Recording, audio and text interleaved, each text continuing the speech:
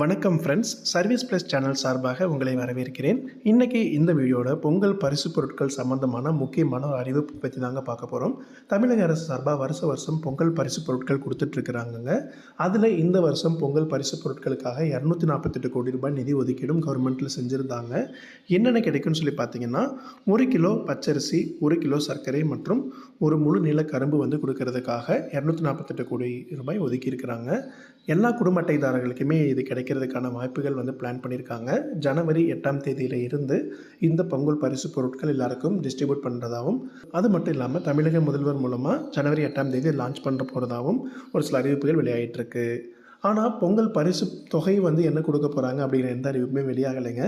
நிறைய மக்கள் எதிர்பார்த்துட்டும் இருக்காங்க. அதை பற்றின அப்டேட் வந்துச்சுனாலும் நம்ம சேனலில் அப்டேட் பண்ணுறோம். இப்போது ரேஷன் கார்டு நிறைய பேர் புதுசாக அப்ளை பண்ணியிருந்திருப்பீங்க. அப்ளை பண்ணி இன்னும் அப்ரூவல் ஆகாமல் பெண்டிங்லேயே இருந்திருக்கலாம்.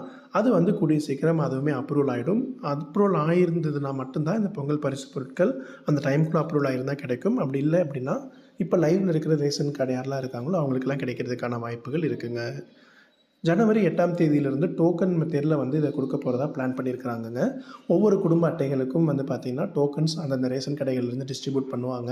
ஒரு நாளைக்கு 150லேருந்து 200 பேர் மாதிரி பிளான் பண்ணி பொங்கல் டேட்டுக்கு முன்னாடியே வந்து எல்லாருக்குமே வந்து இது பரிசு பொருட்கள் போய் சேர்கிற மாதிரி பிளான் பண்ணியிருக்காங்க. பரிசு தொகை சம்மந்தமான அறிவிப்புகள் தான் மக்கள் நிறைய பேர் எதிர்பார்த்து கூடிய சீக்கிரம் அதை பற்றின தகவல்கள் வந்ததுனாலும் நம்ம சேனலில் நம்ம அப்டேட் பண்ணுறோம். இந்த வீடியோ பிடிச்சிருக்குன்னா லைக் பண்ணுங்கள். மறக்காமல் உங்கள் நண்பர்கள் எல்லாருக்குமே ஷேர் பண்ணுங்கள். மீண்டும் அடுத்த ஒரு பயனுள்ள வீடியோவில் சந்திக்கலாம். நன்றி.